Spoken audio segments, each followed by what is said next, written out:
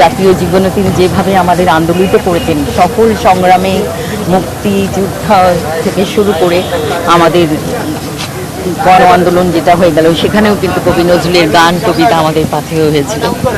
আমার মনে হয় আমাদের বাঙালির কোনো রকম সংগ্রাম বলুন,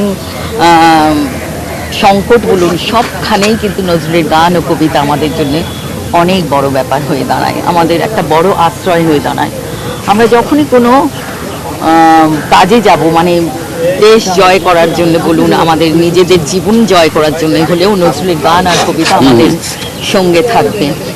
এবং তিনি আমাদের জাতীয় কবি, এবারে বোধহয় সরকারিভাবে ঘোষণা করা হয়েছে, এটাও একটি আনন্দের বিষয়, অনেক আনন্দের বিষয়।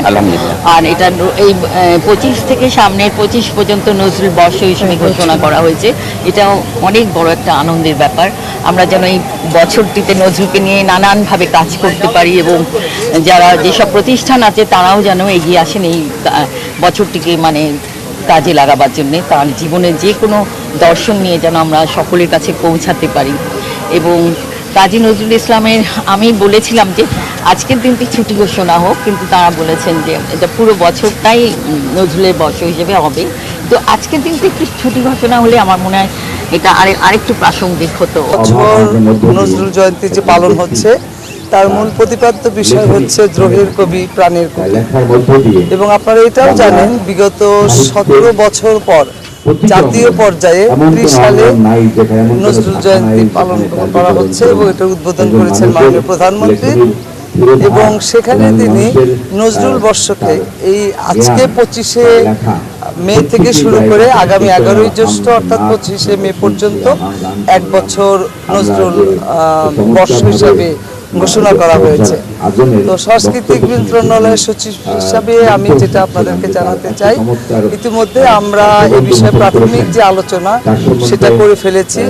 ইনশাল্লাহ আমরা ঈদের পরে জাতীয় পত্রিকাগুলোতে আমরা আহ্বান জানাবো যে আমরা যেভাবে চিন্তা করছি তার সাথেও সারা দেশের মানুষ যারা নজরুলকে ভালোবাসে, যারা নজরুলকে নিয়ে গবেষণা করে, যারা নজরুলের কর্মকাণ্ড নিয়ে কাজ করে, ওনার লেখা, ওনার বিভিন্ন কর্ম নিয়ে তারা কি চিন্তা করছে যে আমরা এই বর্ষটা কিভাবে পালন করব।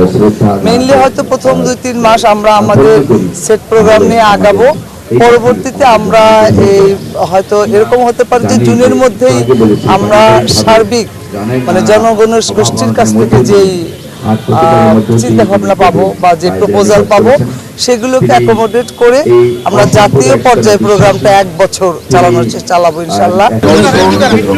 একাধারে বিদ্রোহের কবি, বিপ্লবের কবি, প্রেমের কবি।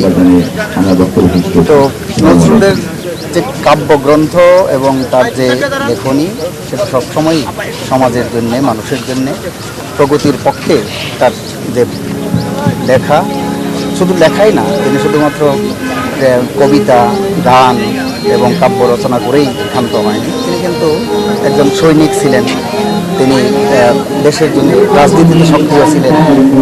আমাদের সংস্কৃতি অত্যন্ত সমৃদ্ধ, আমাদের নিজস্ব সংস্কৃতি গর্ব করার মতন। কিন্তু বর্তমানে আমরা যেটা দেখেছি যে আমাদের চিত্র বিনোদনের যেহেতু বিবিধ পন্থা আজকাল তৈরি হয়েছে, এবং পারিবারিকভাবে আমাদের ছেলে মেয়েদের আমরা সেইভাবে আমাদের সংস্কৃতির দিকে ধাবমান হওয়া বা চর্চা করার ব্যাপারে আমার মনে হয় উৎসাহ আমরা কম দিতে পারি। ঠিক এই কারণে বর্তমানে আমাদের যে নিজের সংস্কৃতি, আমাদের জাতীয় কবি আমরা মুখে বলি, কিন্তু সার্বিকভাবে এবং সম্পূর্ণ নজরুলকে উপস্থাপন করার জন্য যে চেষ্টা বা যে কর্মকাণ্ড করা উচিত আমরা সেখানে পিছিয়ে আছি। এর আগে আমাদের যখন নজরুলের শতবর্ষ আমরা পালন করেছিলাম তখনও নজরুল বর্ষ একবার হয়েছিল। এখন নজরুল বর্ষ যে ঘোষণা করা হয়েছে এর জন্য আমি আন্তরিকভাবে ধন্যবাদ দিই আমাদের মাননীয় প্রধানমন্ত্রীকে। এখন আমরা ধরেই নিতে পারি যে এই 1 বছর আমরা নজরুলময় থাকব। তো আমরা যদি সত্যি এই নজরুল বর্ষ ঘোষণাটাকে প্রপারলি কাজে লাগাতে পারি তাহলে সার্বিকভাবে স্কুল, আমাদের সমাজ, পারিবারিকভাবে নজরুলকে আমরা সত্যিকারের নজরুলের মতন করে প্রেজেন্ট করতে পারবো।